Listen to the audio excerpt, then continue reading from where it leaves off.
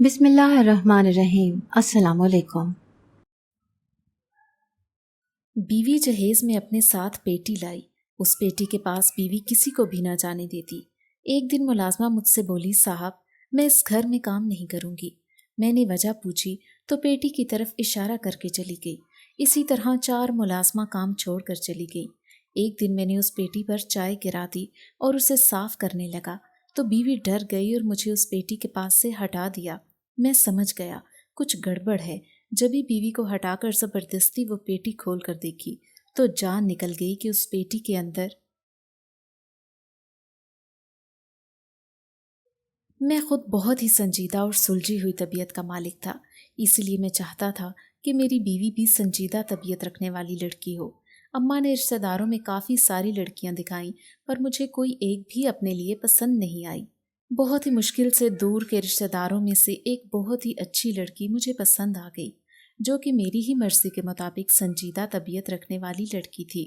دونوں فیملیز راضی تھیں، اس لیے شادی میں کوئی رکاوٹ نہیں ہوئی۔ اس لیے چٹ منگنی اور پٹ بیاہ ہو گیا۔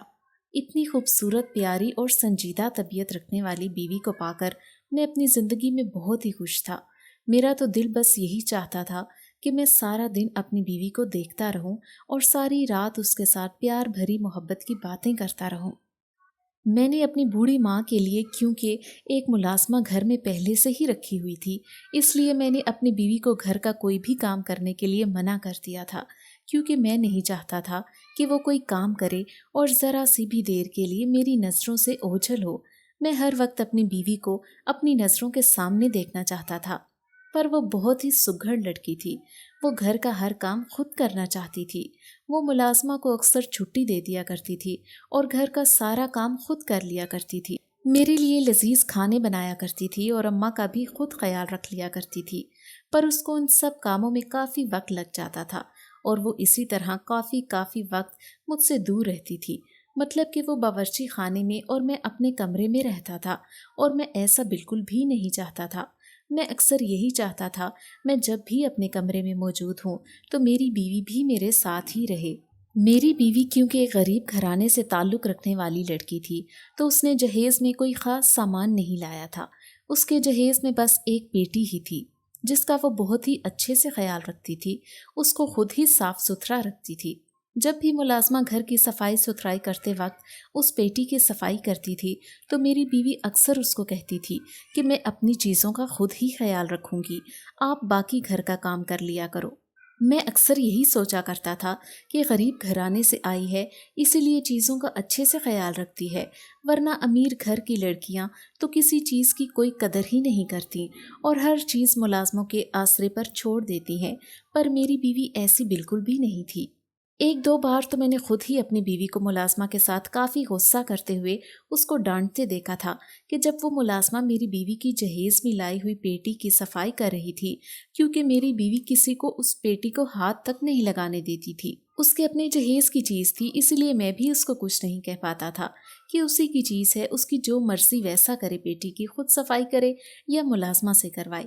ایک دن جب میں کام سے واپس آیا تو ملازمہ شام کے ٹائم مایوس چہرہ لے کر میرے پاس آئی اور مجھے کہنے لگی کہ صاحب جی، میں یہ نوکری چھوڑ کر جا رہی ہوں۔ وہ ملازمہ 2 سالوں سے ہمارے پاس کام کرتی تھی اور میں بالکل بھی نہیں چاہتا تھا کہ وہ نوکری چھوڑ کر جائے۔ جب میں نے اس سے وجہ پوچھی کہ تمہیں کیوں نوکری چھوڑنی ہے تو اس نے بس پیٹی کی طرف اشارہ کیا اور چلی گئی۔ میں سمجھ گیا کہ میری بیوی نے آج پھر ملازمہ کو ڈانٹا ہوگا کہ وہ پیٹی کی صفائی نہ کرے اور میری بیوی خود کرے۔ اپنی بیوی کی یہ بات مجھے بری تو لگی، پر میں نے اس کو کچھ بھی نہیں کہا۔ میں نے دوسری ملازمہ کا بندوبست کر لیا، کیونکہ ملازمہ کی ضرورت میری ماں کو بھی ہوتی تھی، اس لیے میں نے دوسری ملازمہ کا رکھنا ضروری سمجھا۔ پر دوسری ملازمہ کے ساتھ بھی میری بیوی نے وہی رویہ اختیار کیا اور کہنے لگی کہ گھر کا سارا کام میں خود کر لیا کروں گی، آپ کو کوئی بھی ملازمہ رکھنے کی ضرورت نہیں ہے۔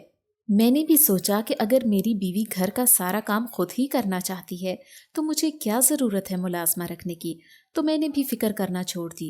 پر کچھ دن گزر جانے کے بعد میں نے محسوس کیا کہ میری ماں اپنے تھوڑے بہت کام خود ہی کر رہی ہیں، جبکہ میری بیوی تو ان کی بہت زیادہ خدمت کرتی ہیں اور ان کا خیال رکھتی ہیں۔ پر میری ماں کو شاید میری بیوی کو زیادہ اپنے کام کا کہنا مناسب نہیں لگتا، کیونکہ وہ سارا گھر بھی سنبھالتی ہے اور اماں کی خدمت بھی کر لیا کرتی ہے۔ پر اماں خود ہی اپنے تھوڑے بہت کام کرنے لگی تھیں۔ مجھے اچھا نہیں لگا تو میں نے پھر سے ایک ملازمہ رکھ لی۔ جیسے ہی وہ ملازمہ گھر میں آئی تو میری بیوی اس ملازمہ کو سختی سے منع کرنے لگی کہ میری بیٹی کے پاس ہرگز مت جانا، اگر تم میری بیٹی کے پاس گئی تو تمہارے ساتھ اچھا نہیں ہوگا۔ پھر مجھے اپنی بیوی پر تھوڑا بہت شک ہونے لگا کہ آخر میری بیوی اس بیٹی کو لے کر اتنی زیادہ فکر مند کیوں رہتی ہے۔ آخر اس بیٹی میں ایسی کیا چیز ہے جو میری بیوی کسی کو بھی اس بیٹی کے پاس نہیں جانے دیتی۔ میں نے ایک دن صبح کے وقت جان بوجھ کر ہی چائے کی پیالی اس بیٹی پر رکھتے ہوئے گرا دی، اور پھر میں نے بیوی کو آواز لگا کر کہا کہ مجھے کوئی کپڑا دے دو، چائے گر گئی ہے، پیٹی پر مجھے وہ صاف کرنی ہے۔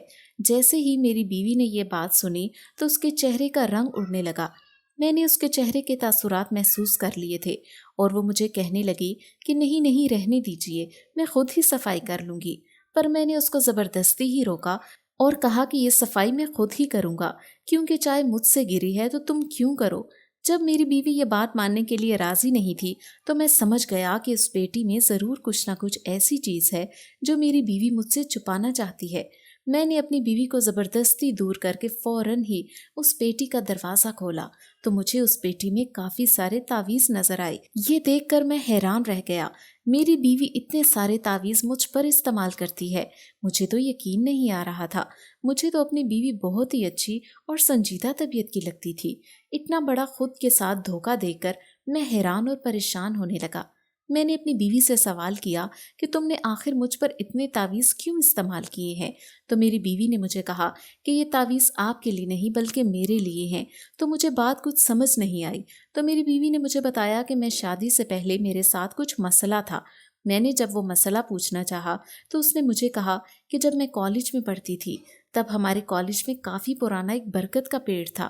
میں اکثر اس برگد کے پیڑ کے نیچے جا کر پڑی رہتی تھی، کیونکہ وہ کافی دور تھا، اس لیے مجھے شور شرابے سے دور ہی پڑا رہنا اچھا لگتا تھا۔ پر مجھے معلوم نہیں تھا کہ اس برگد کے پیڑ میں جنات تھے۔ یہ بات مجھے تب معلوم ہوئی جب میں بہت ہی زیادہ بیمار ہو گئی اور ٹھیک ہی نہیں ہو رہی تھی۔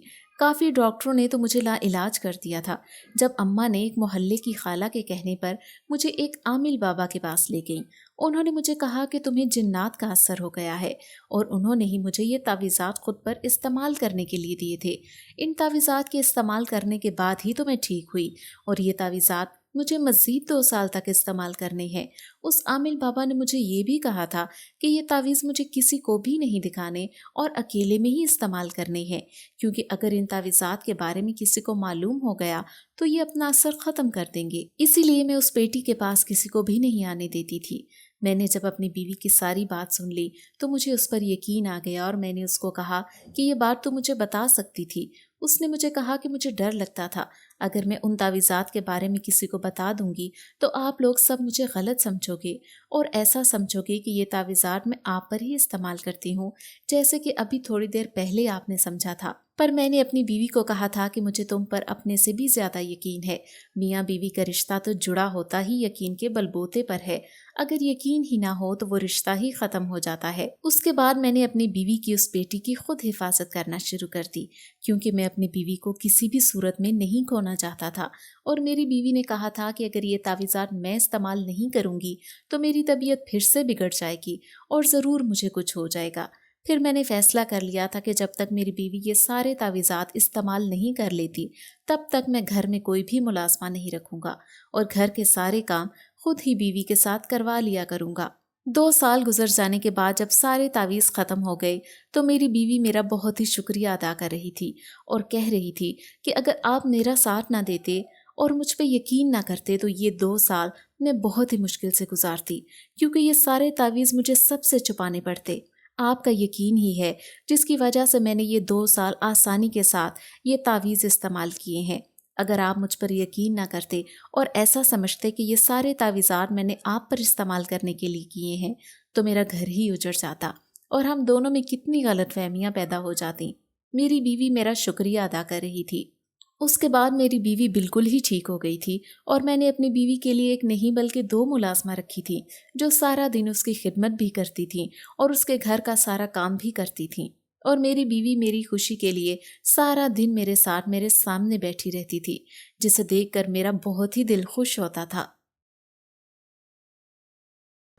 اگر آپ کو ہماری آج کی کہانی پسند آئی ہے تو اسے لائک کریں، شیئر کریں اور چینل کو سبسکرائب کرنا مت بھولیے گا۔